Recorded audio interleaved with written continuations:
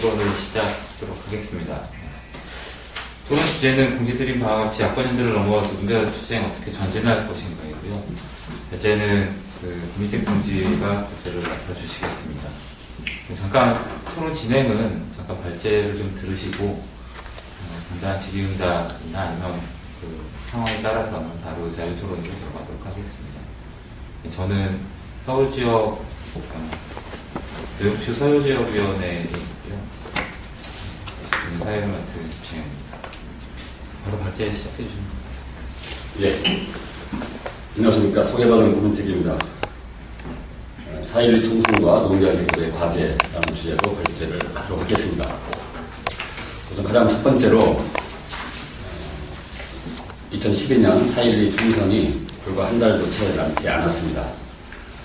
그런데 지금까지의 어떤 과정이나 앞으로의 전개될 어떤 상황들을 염두에 두고 말씀을 드린다면 적어도 지난 1987년 이른바 노동자 전국적인 대투쟁 이후에 올해 2012년에 치러지는 이 선거가 역대 선거 중에서 적어도 노동자 계급의 어떤 입장에서 본다고 한다면, 그대로 한다면 가장 최악의 선거로 지금 끝날 가능성이 너무도 높다라고 하는 것이 현재 어떤 그 상황에 대한 기본적인 인식입니다. 그 이유는 이런 거죠. 적어도 87년 이후에 한국 사회에서 노동자 계급이 그동안 이야기해왔던 것은 이른바 부르주아 정당 또는 보수 정당과 괴별되어지는 노동자 계급의 독자적인 정치 세력화를 해야 된다라고 하는 점에서 큰 틀에서의 공감대가 있었습니다.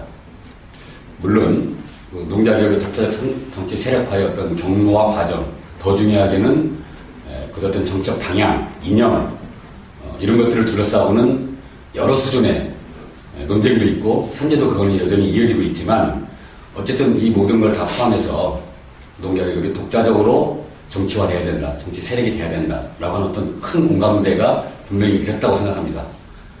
그런데 이번 선거를 앞두고 지난 20, 30년에 걸쳐서 공감대 형성했던 이 부분이 아주 산산조각이 날 지금 이런 상황이 처해 있기 때문에 역대 최악의 선거가 될 공산이 크다 이렇게 말씀을 드리는 겁니다. 잘 아시는 것처럼 2012년에 노동자 계급의 과제는 너무도 분명하게 지금 제출되어 있습니다. 핵심은 딱 두 가지입니다. 이명박 정권을 어떻게 투쟁으로 박살낼 건가. 이게 가장 대중적 차원에서든 또 노동자 계급의 입장에서든 너무도 분명하고 명백한 과제입니다.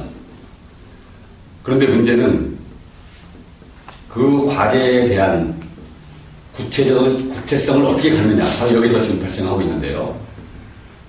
이 모든 것들이 이른바 반-MB 야권연대라고 하는 걸로 다 수렴되어지고 있다. 그리고 그것을 낳게 된 결정적인 부분이 크게 두 가지입니다. 첫 번째 한 가지는 잘 아시는 것처럼 통합진보당이 결성되어지는 과정이죠. 통진당의 결성 과정이 그러하고 또 하나는 마침 오늘 민주노총 임시대대가 열렸는데요.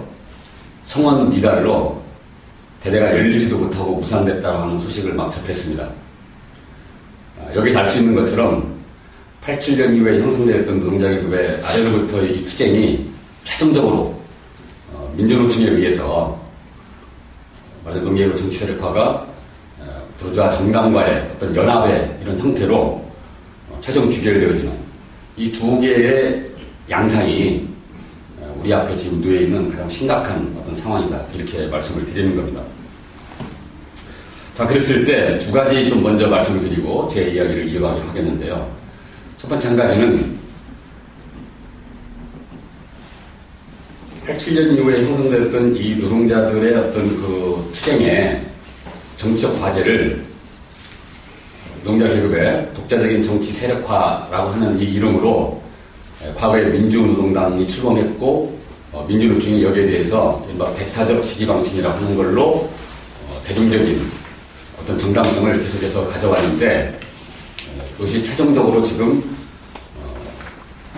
문제가 있었음을, 잘못됐음을 좀 대중적으로 폭로하는 이러한 과정이 한편으로 있다라고 하는 걸 말씀드릴 수가 있겠고, 또 하나는 그건 그렇다 치더라도 결정적인 건 뭐냐면 바로 이것에 맞설 수 있는 노동자 계급의 정치적 대안 또는 정치적 전망, 정세 구심 이것조차가 지금 또 한편으로 형성되고 있지 못하다라고 하는 것이 어떤 면에서는 사태의 본질이라고 보여집니다. 바로 이 후자의 어떤 미약함 이것 때문에 사실 야권연대가 대중적으로 판을 치는 그런 또 하나의 원인을 제공하고 있다. 이렇게 좀 말씀드릴 수가 있겠습니다. 자, 이런 상황 인식에 근거해서 다음 두 번째로 좀 이야기를 이어가도록 하겠는데요. 두 번째 제가 말씀드리고 싶은 거는 왜 그러면 오늘날 이와 같은 상황이 벌어지고 있는 그 역사적 과정은 우리가 어떻게 평가해야 되는가 바로 이 점입니다. 핵심적으로 저는 큰 틀에서 역사적 과정과 그 뒤 최근 비교적 짧은 시간 내에 과정을 좀 말씀드리고자 하는 건데요. 큰 틀에서의 부분은 그거죠. 87년 이후에 형성된 노동자 계급의 아래로부터의 투쟁이 말하자면 민주노동단이라고 하는 형식을 통해서 수렴되어졌던 이 부분은 어떤 면에서는 한편으로는 불가피한 측면 분명히 있다고 보여집니다. 문제는 그 뒤에 어떤 과정인데 적어도 97년 이후에 대략 한 15년 정도의 시간이 흘렀습니다. 지금 그 15년의 과정에 있었던 이른바 진보정당 운동입니다. 그 진보정당 운동이 걸어온 행태가 바로 오늘의 현실을 낳는 결정적인 하나의 어떤 그 역사적 과정이다. 이렇게 우리가 말씀드릴 수 있겠는데요. 이거는 조금 더 좁혀서 이야기하면 민주노동당으로 수렴되었던 이러한 그 진보정당 운동이 2007년 대선을 전후로 해서 분당되는 사태를 맞이합니다. 바로 그때가 어떤 의미에서는 노동자계급 독자 정치 세력화를 둘러싼 역사적 평가를 내려야 될 그런 시점이었습니다. 다시 말해서 진보정당 운동에 또 민주노총을 통한 정치 세력화 운동에 역사적 파탄을 선고하고 그것이 왜 파탄났는가를 대중과 함께 노동자 계급과 함께 냉정히 또 엄중히 평가하면서 새로운 운동을 그때부터라도 건설을 했어야 됐는데 바로 그렇지 못한 과정이 2012년 지금 오늘을 규정하는 아주 결정적인 어떤 하나의 상황이 되었다. 이렇게 좀 말씀드리고자 하는 겁니다. 사실 그 2007년 말부터 2008년 사이에 있었던 민주노동당의 분당 사태의 핵심은 노동자계급의 독자 정치 세력화가 진보정당 운동으로는 가능하지 않다라고 하는 것을 만천하에 드러낸 사건입니다. 그런데 엉뚱하게도 그 뒤에 전개 과정을 보게 될 것 같으면 특히 민주노총이 앞장서서 그 역할을 했는데 이른바 분당된 것이 모든 것의 원인인 것처럼 분당은 말하자면 결과였는데 그걸 다시 원인으로 둔갑시키면서 말하자면 진보 대통합이라고 하는 것을 들고 나오게 됩니다. 그래서 다시 이 양당 당시에 민주노동당과 진보신당이겠죠. 이 양당을 합하는 것이 마치 노동자계급의 과제인 것처럼 이렇게 상황을 완전히 호도했던 과정이 있습니다. 그렇게 되다 보니까 어떤 현실이 발생을 했냐면 역사적으로 평가받고 말하자면 이제 퇴장해야 될 진보정당 운동이 다시 분당된 이 사태를 합당을 해야 되는 역사적 주체로 재등장하는 말하자면 이런 과정이 발생을 하게 된 겁니다. 이것이 아주 결정적인 어떤 문제였고 사실 이 과정을 저지하지 못한 말하자면 진보정당 운동의 문제를 갖고 있는 활동가들을 비롯해서 이른바 변혁운동 진영 또는 사회적 운동 진영이 거기에 대해서 올바른 대처를 못한 것이 그들을 다시 주체로 불러들이는 이런 어떤 하나의 과정이 되었다라고 하는 것을 말씀드릴 수 있겠습니다. 그런데 또 하나의 과정은 여기에 일정한 말하자면 그 일조를 한 세력들이 있습니다. 여러 세력들이 있지만 그 중에 핵심은 저로서는 예컨대 진보 교연으로 중심으로 하는 소브로자 지식인들의 역할이 저는 컸다라고 생각합니다. 잘못된 방향으로 가는 데 있어서 사실 그 소브로자 그 지식인들 교수나 그 연구자 같은 경우에 사실 이명박 정권 아래에서 자신들이 하고 있는 그 기득권을 엄청나게 빼앗기는 그런 그 상황이 도래를 했고 그러다 보니까 자신들의 어떤 사회 경제적 처지가 심각하게 위협당하는 그런 현실을 절감한 겁니다. 그 전 김대중 노무현 정권 이 시절만 하더라도 일정하게 그들은 이른바 자기들이 운신할 수 있는 이런 정치적 공간을 어느 정도 가지고 있었던 것도 사실이거든요. 근데 이명박 정권 하에서 이 모든 것들을 뺏기게 되는 말하자면 이런 과정이 있다 보니까 그런 부분에 대한 말하자면 그 잘못된 판단 다시 말해서 김대중 노무현 정권의 자유주의 정권을 넘어서서 더욱더 노동자 계급의 정치를 강화하고 확대하고 말하자면 이렇게 나가야 될 시점에서 엉뚱하게도 또다시 진보정당 어떤 운동으로 역사를 되돌리는, 그래서 그런 것을 통해서 자신들의 입지를 되찾고자 하는, 말하자면 이런 부분들이 분명하게 작용했다, 이렇게 말씀드릴 수밖에 없습니다.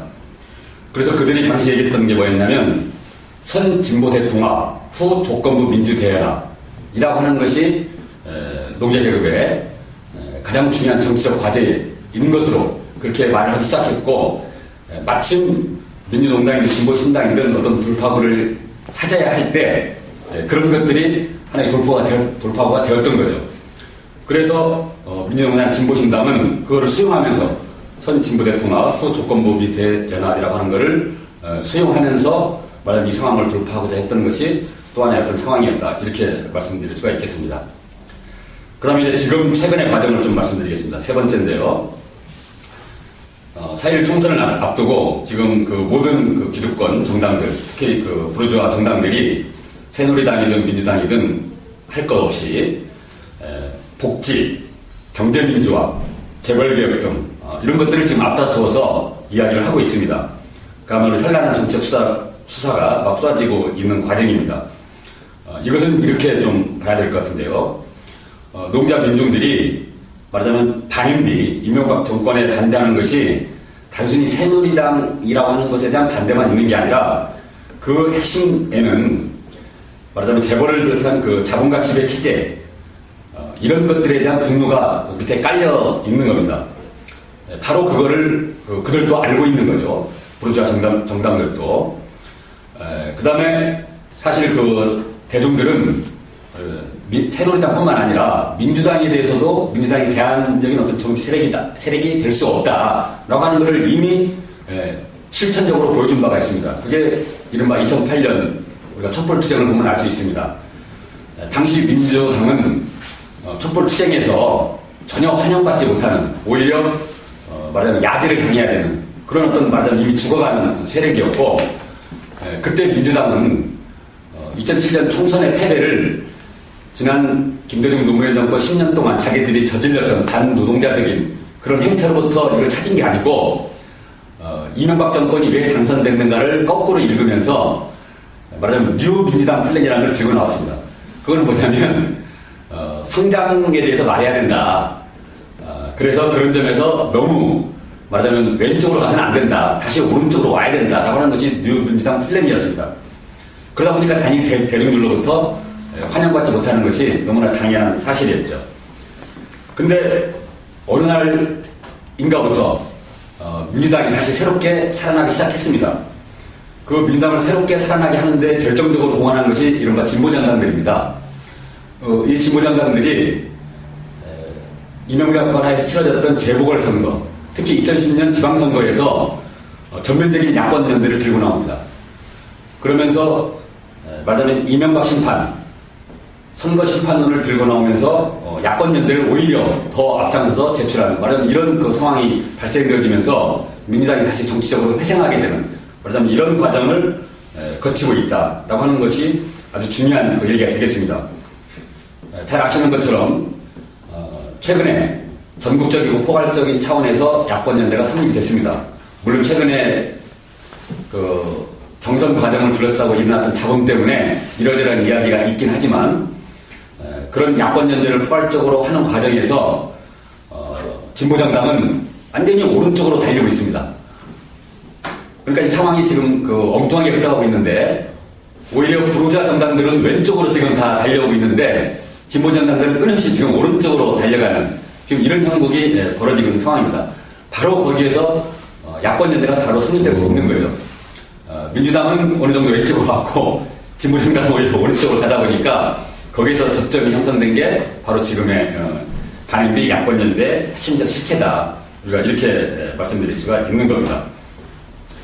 그런데 이제 그렇게 되다 보니까 사실은 4.1 총선을 앞두고 또는 지난 4년 동안 노동자 민중들은 실질적인 의미의 반인비 투쟁을 엄청나게 했습니다. 정말 목숨을 바쳐가면서 우리가 잘 아시는 것처럼 장기투쟁 사업장을 비롯해서 쌍차 투쟁 또는 용산 투쟁, 또 현대자동차 비정규직 투쟁, 이런 엄청난 정말 본질적인 의미의 반MB, 반이명박 투쟁이라고 말씀드릴 수 있겠죠. 그렇다면 이런 투쟁들을 해왔고, 또 하나는 2008년 이후에 지금 전 세계가 공황에 지금 시달리고 있고, 전 세계적인 차원에서 아래로부터의 대중투쟁이 새로운 물결로 일어나고 있습니다.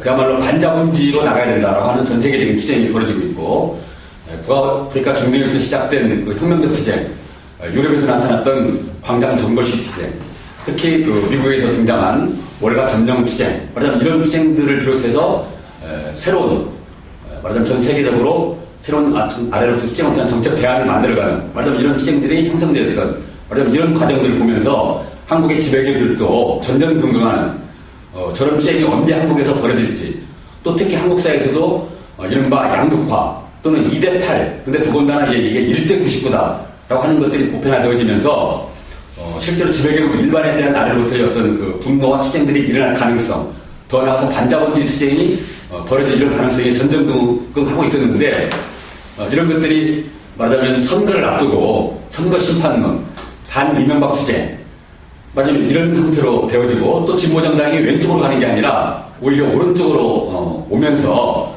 되어지면서 부르자들이 다시 기사회생 하게 되어졌고, 특히 최근에 어떤 선거를 앞두고는 공천 과정, 이런 것들을 통해서 마치 이 공천이 문제의 핵심인 것처럼 이렇게 떠오르다 보니까, 이때다시피 지금 모든 보수 언론들이 모든 초점을 공천 과정을 둘러싸고 벌어지는 것이 가장 문제인 것처럼 이렇게 지금 호도하고 있는 이런 상황이 지금 우리 눈앞에서 펼쳐지고 있는 겁니다. 자, 그랬을 때 네 번째 이야기를 좀 말씀드리면, 문제는 이러한 상황이 벌어지고 있음에도 불구하고 여기에 대한 어떤 대안적인 정세구심, 정치구심이 지금 전혀 형성되고 있지 못하다. 그렇다면 이것이 오늘의 제가 말씀드리고자 하는 핵심적인 과제가 되겠습니다. 많은 사람들이 좀 이렇게 생각합니다. 어쨌든 선거를 통해서라도 이명박 정권 또는 새누리당 정권을 일단 심판을 해야 그로부터 투쟁 공간이 다시 열릴 수 있는 거 아니냐. 말하자면 많은 사람들이 이렇게 좀 착각을 하고 있는 겁니다. 또 하나의 착각이 있습니다. 그건 뭐냐면, 그렇지 않다 하더라도 뭔가 노동자 계급의 아래로부터 투쟁을 조직을 해서, 예컨대 총파업 투쟁 이런 것들을 얘기할 수 있겠죠. 그런 투쟁을 통해서 반이명박뿐만 아니라 또는 야권연대가 잘못됐다라고 하는 것을 폭로할 수 있는 거 아니냐. 말하자면 이런 또 하나의 어떤 흐름이 크게 두 가지가 있습니다. 요약해서 말씀드리자면, 선거 심판 투쟁, 이런 어떤 흐름이 있는가 하면, 또 하나는 선거 심판이 아니다 하더라도 반MB 야권연대가 어떤 문제인지를 지금 당장 대중적 차원에서 폭로하기가 쉽지 않으니까 중장기적으로 말하자면 투쟁을 새롭게 일궈내서 그 투쟁을 통해서 이명박 정권이든 또는 반MB 야권연대들을 폭로하면 되는 거 아니냐, 또 그렇게밖에 할 수 없는 거 아니냐, 이렇게 좀 이야기를 하고 있는 두 가지 어떤 흐름이 있다고 보여집니다. 물론 전자의 흐름이 거대한 진보정당을 중심으로 거대한 흐름이 되겠고, 후자는 그나마라도 대단히 미약한 그런 것들이 있는지조차도 지금 대중들은 잘 알지 못하는 어떤 미약한 흐름이다라고 하는 점에서의 차이는 있지만, 저는 이 두 흐름이 사실은 한 가지로 수렴된다라고 하는 점을 좀 말씀드리고자 하는 겁니다. 그건 무슨 얘기냐면, 잘 아시는 것처럼 작년에 이른바 희망버스 투쟁이 우리가 있었습니다. 그리고 희망텐트 투쟁이 있었고, 지금 현재도 서울시청을 중심으로 해서 희망광장 투쟁이 지금 벌어지고 있습니다. 물론 그러한 투쟁들이 기존에 어쨌든 관리화되고 박제화된 공식노조가 주도하고, 그런 공식노조의 어떤 그런 관리된 투쟁 또는 일정 바퀴식 투쟁을 넘어서서 아래로부터 어떤 자발적인 투쟁이 가능하고, 그걸 통한 어떤 새로운 운동을 만들 수 있다라고 하는 것들을 보여주는 건 사실입니다. 그리고 이러한 투쟁들은 앞으로도 우리가 더욱더 진전시키고 발전시켜 나가야 될 투쟁인 것은 분명한 사실입니다. 그러나 그럼에도 불구하고 보십시오. 작년 희망버스 투쟁이 있을 때부터 민주당이 결합하기 시작했습니다. 그러니까 2008년 촛불투쟁에는 전혀 결합할 수 없었던 이 민주당이 작년 희망버스 투쟁 때부터 또 희망텐트 투쟁에까지도 민주당이 오히려 집회 연단에서 연설을 할 수 있는 말하자면 발언권을 얻기 시작했습니다. 그리고 이 실질적으로 발언권을 허용해준 세력이 진보정당과 공식 노조들입니다. 그건 뭐겠습니까? 바로 올해 치러질 선거를 염두에 둔 이른바 야권연대를 형성하기 위한 어떤 그런 과정이었다는 거죠. 그리고 작년 희망버섯 투쟁의 그 마지막 과정을 보면 이른바 국회 권고안이 형성되는 과정을 보시면 잘 아실 겁니다. 그 국회 권고안이 나왔을 때 사실 부르주아 야당뿐만 아니라 새누리당뿐만 아니라 오히려 진보정당이 사실 그 국회 권고안을 만드는 데 있어서 역할을 한 겁니다. 그리고 투쟁하는 노동자들에게 또 희망버스에 참여했던 그 많은 투쟁 지도자들에게 국회 권고안을 사실상 받을 것을 강요하고 강제했던 겁니다. 그러면서 희망버스 운동이 약화되고 수그러졌던 우리는 이런 과정을 똑똑히 보고 있습니다. 이렇게 봤을 때 우리가 아무리 아래로부터 투쟁, 희망버스와 같은 이런 새로운 투쟁을 만든다 하더라도 정치적 수준에서 분명한 어떤 대안구심, 정세구심을 만약에 형성하지 못한다면 이 모든 투쟁의 성과는 부르주아 야당, 반앤비 야권연대로 수렴될 수밖에 없다. 라고 하는 걸 우리가 분명하게 인식을 해야 되고 지금 현재 정세의 핵심은 바로 그걸 어떻게 저지할 거냐. 다시 말해서 이명박 정권에 대한 계급적 분노입니다. 그 계급적 분노가 말하자면 반앤비 야권연대 의회주의로 실현되는 이렇게 왜곡되는 걸 어떻게 하면 저지하겠는가. 그 다음에 또 하나의 흐름이 없잖아 있습니다. 반앤비 야권연대를 반대하는 그 흐름은 뭐냐면 이른바 선언운동 본부라는 게 있습니다. 이 선언운동 본부는 통진당이 결성되어지면서 민주노총이 통진당에 대한 배타적 지식 방침은 잘못됐다라고 하는 걸 말하는 일련의 현장 활동가들의 어떤 움직임입니다. 뭐 그 자체는 크게 틀리지 않습니다.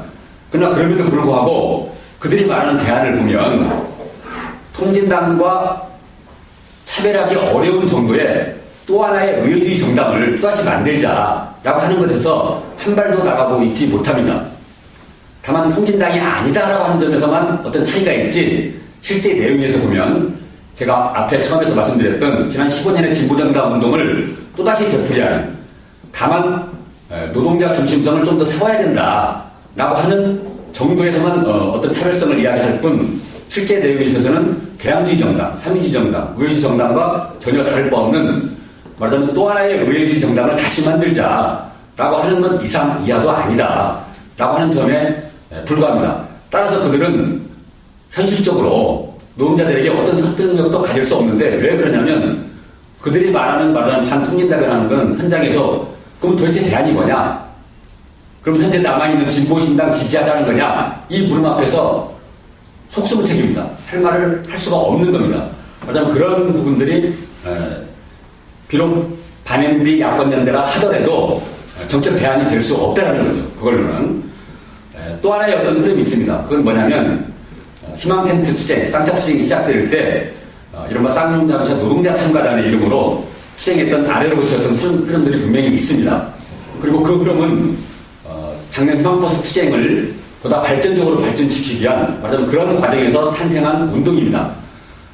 그리고 그 투쟁의 주체들은 2012년을 염두에 두면서 이른바 이 부분들이 선거로 다 매몰되지 않도록 반앤비 야권연대로 흘러가지 않도록 어떤 그 정치적인 흐름을 일단 투쟁적으로 아래로부터 형성해야 된다라고 하는 점에서 출발을 했습니다. 그러나 그럼에도 불구하고 이 노동자 참가단도 정치적 수준에서 아직은 반앤비 야권연대에 개당할 수 있는 정도의 어떤 정세적 흐름을 만들어내는데 아직은 성공하고 있지 못합니다. 이 부분이 미약하다라고 하는 점에서 현재의 말하자면 어려움이 우리의 눈앞에 놓여져 있다. 이렇게 말씀드릴 수가 있겠습니다. 그래서 마지막으로 결론적인 좀 말씀을 드리자면 이런 겁니다. 지금 2012년 총선뿐만 아니라 대선도 또 기다리고 있습니다.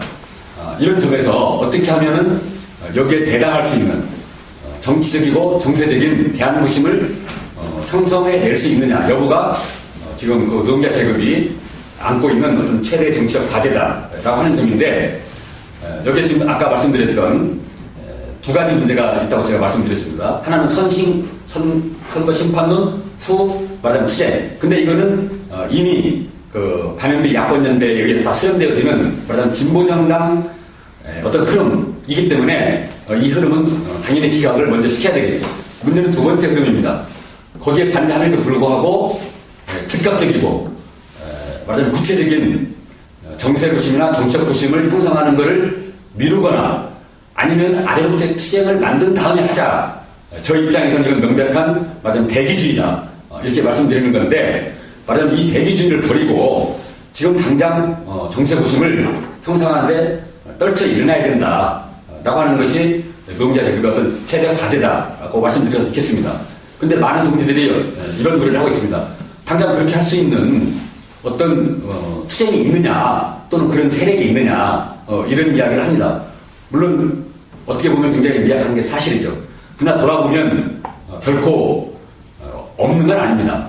우선 당장 서울시청에서 지금 투쟁하고 있는 희망광장에 모인 이 투쟁 주체부터 그런 어떤 그 정세구심으로 세우기 위한 우리가 공동의 노력을 해야 됩니다. 사실 희망광장에 모인 그 투쟁 주체들은 지금 그 고민에 빠져 있습니다. 그 얘기는 뭐냐면 자기들의 힘으로 투쟁을 통해서 돌파하기가 사실 만만치 않다, 쉽지 않다 이런 현실이 있다 보니까 또 한편으로는 선거에 기대는 말하자면 이런 게 있다는 거죠.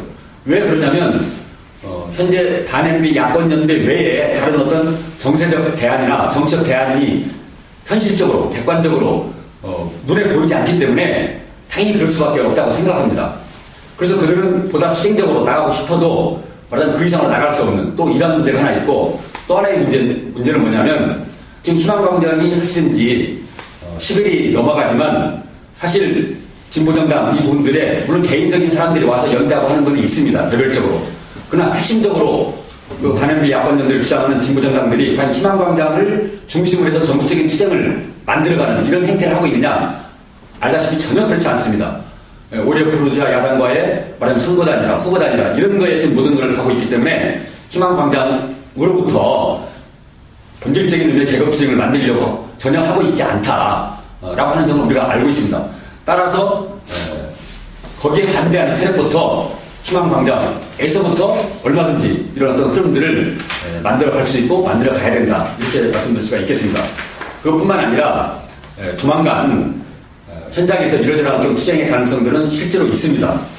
예컨대 현대자동차 비정규직들도 지금 새로운 투쟁을 만들기 위한 어떤 이런 부분들이 있고 그 다음에 또 대학생들도 반값 등록금 투쟁이라든가 이런 부분들을 형성하고 있고 그 다음에 공공노조만 하더라도 KTX 민영화 이런 투쟁을 비롯해서 실제 투쟁거리는 엄청나게 널려 있습니다.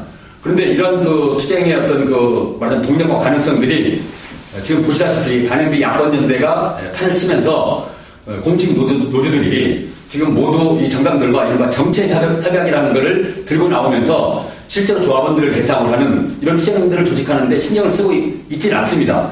그냥 그 압력 덕기식 이런 정도의 투쟁을 하면서 부자 정당들과 말하자면 그 정책 협약을 통해서 4.11 총선 이후에 말하자면 다수당이 되면 국회에서 그런 것들을 관철시키려고 하는 말하자면 이런 것들이 머물러 있습니다.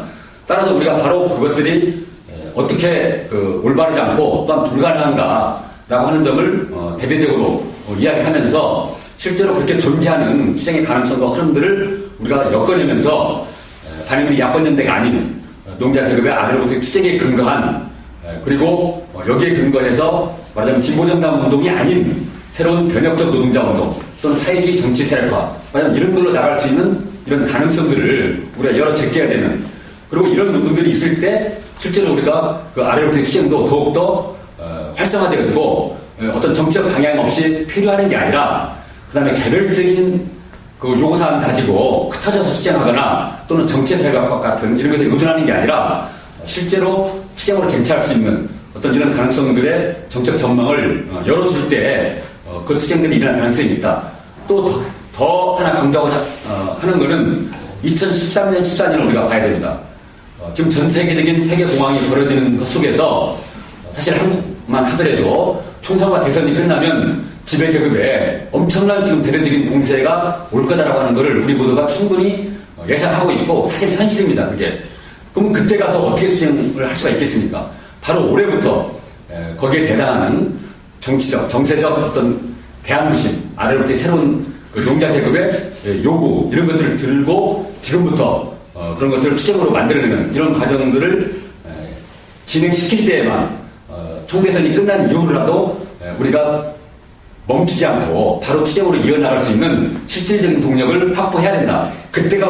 가서부터 시작하려면 이미 늦습니다. 우리가 그건 이미 역사적으로 충분히 다 경험을 해왔습니다.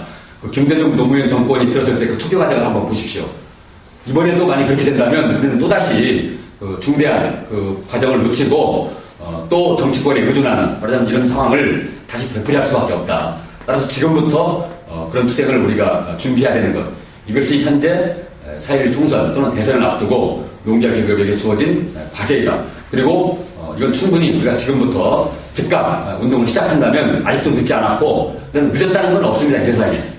지금 시작하는 것이 가장 빠른 길이고 가장 현실적인 길이다. 이렇게 말씀드릴 수 있겠습니다. 이상 발제 마치겠습니다. 예, 발제. 저도 해볼 게 있는데, 이제 발제 초반부에 이제 그런 얘기를 하셨어요. 87년 이번 12년 선거가 최악이다라고 평가를 내리시면서 그 이유가 이제 87년 이후부터 제기된 정치적 세력화가 이제 또 완전히 파산나고 그것을 확인하는 이런 총선이 될 거기 때문에 최악이다라고 말씀하셨는데, 근데 그런 기준보다 이제 다른 기준에서 보면, 예를 들면 이제 명박이가 대통령이 되던 시점과 같은 선거가 더 최악인 거 아니냐, 이런 얘기를 좀 할 수 있다는 거죠. 그런 의미에서, 그러니까 평가 기준을 달리하면 2012년 선거가 최악이다라고 얘기할 수 없는 거고, 또 다른 한편으로 이제 대표적으로 저런 얘기들이 있는데, 명박이보단 나은 놈들이 된 거 아니냐. 어쨌든 통진당이 됐던 민통당이 됐던 어쨌든 간에 박근혜가 심지어 박근혜일지라도 복지를 얘기하고 경제민주화 얘기하고 비정규직 대책 얘기하고 기타 등등등등. 근데 어쨌든 그런 것들이 공약이 있으면 그런 것들이 좀 나아지는 거 아니냐 이렇게 평가할 수도 있는 게 아닌데 있는 것 같은데 그거에 대해서는 왜 평가하지 않고 정치 세력화가 실패했다는 이유로 낮게 평가하시는지. 예. 충분히 성립되는 질문일 수도 있고 관점일 수도 있다고 생각하거든요. 그런데 그 부분까지를 여기서 담고 있지는 않죠. 다만 이제 아까 뒤에 현재 부자 정당들이 복지나 경제민주화 재벌개혁을 이야기하고 있다라고 하는 걸로 이렇게 다른 측면에서 최근 상황을 말씀드렸는데, 지난 2007년 선거가 가장 최악이었냐 아니었냐는 별도로 논의가 저는 필요하다고는 보여집니다. 그런 관련해서. 근데 왜 그러면 2007년 대선에서 전체에 대한 평가를 한다면 별도로 할 수 있어요. 그러나 그때도 어쨌든 요 관점, 이 측면에서만 얘기를 하면은 지금과 같은 어떤 야권연대 전국적 수준의 이런 거는 있지 않았죠. 여전히 87년 이후에 농계가 독자적 정치 세력화라고 하는 흐름 속에서 민주당이 독자적으로 총대선을 다 치렀거든요. 그때까지. 그러니까 그 측면을 제가 이야기하는 겁니다. 그러니까 그 측면에서 보면은 최악은 아니다. 어쨌든 간에 지금에 비하면. 그러니까 그때는 잘했는데 지금은 잘못했다 이 뜻이 아니고 상대적으로 봤을 때 형식적인 말하자면 수준에서조차 농계가 독자적 정치 세력화라고 하는 형식적인 수준에서조차 2010년에는 없어졌잖아요. 지금. 농계가 독자적 정치 세력화 이 말 자체가 지금 전혀 없는 지금 지경에 처해 있기 때문에 그 측면에서 최악이다라고 하는 걸 제가 이야기한 거고, 조금 토론을 더 드린다면 2007년 같은 경우에 저는 그거는 최악이라기보다는 이렇게 오히려 보는 거죠. 전 세계적인 현상이기도 한데 말하자면 신자유주의 또는 자본주의에 대한 어떤 대안 없음을 전제로 한 저는 선거였다 이렇게 봅니다. 2007년은. 그러니까 아무리 김대중 노무현 정권이 이른바 민주개혁 진보 또는 어떤 민주화 이걸 아무리 얘기해도 대중 입장에서 보면 민주화가 반복해지지 않는다 이렇게 진짜 본 거예요. 제가 봤을 때. 그들에게 있어서 농자 계급의 생존권을 더 이상 의탁할 수 없다. 그것이 김대중 노무현 정권에서 오히려 양극화, 비정규직이 양산되어졌고 훨씬 더 많은 물론 이거 좀 어폐가 있을 수가 있습니다. 상대적인 의미긴 한데 농자들에 대한 대량 구속 이런 것들을 10년 동안 보면서 이명박 정권이나 그 전에 자유 정권이나 차별을 사실 안 본 거죠. 저는 틀린 측면도 있지만 맞는 측면이 더 맞다고 보거든요. 실제로 차별이 없지 않습니까? 다만 잘못된 건 이거죠. 이명박을 통해서 뭔가 생존권 문제를 좀 해결하고자 했든 상당히 이런 과정을 하려고 했든 말하자면 이런 어떤 대중들의 선택은 분명히 있었죠. 그러나 그 선택이 잘못됐다고 하는 것은 거꾸로 지난 4년의 경험을 통해서 대중이 스스로 이미 온몸으로 말하고 있어요. 근데 이거를 지금 또다시 야권연대를 통해서 우리 정책으로 수렴시키고자 하는, 말하자면 이거에 대해서 전면적으로 다시 비판하는 것도 그런 이유이다 이렇게 보여지고, 서고만 하더라도 지금 끊임없이 삼인주의 정당과 보수 우파 정당이 정권을 주고받기를 계속합니다. 왜 그러냐면 신자유주의 내지는 자본주의를 넘어서는 수준의 어떤 이런 대안적 과정을 염두에 두고 있지 않다 보니까 당연히 어떤 한 정권은 그 다음 정권에서는 심판받게 돼 있어요. 지금 이게 지금 한편으로는 부가 정당들의 지배계급의 딜레마이기도 하고, 거꾸로 말하면 지배계급의 이 살아남을 수 있는, 연적으로 살아남을 수 있는 또 과정이기도 해요.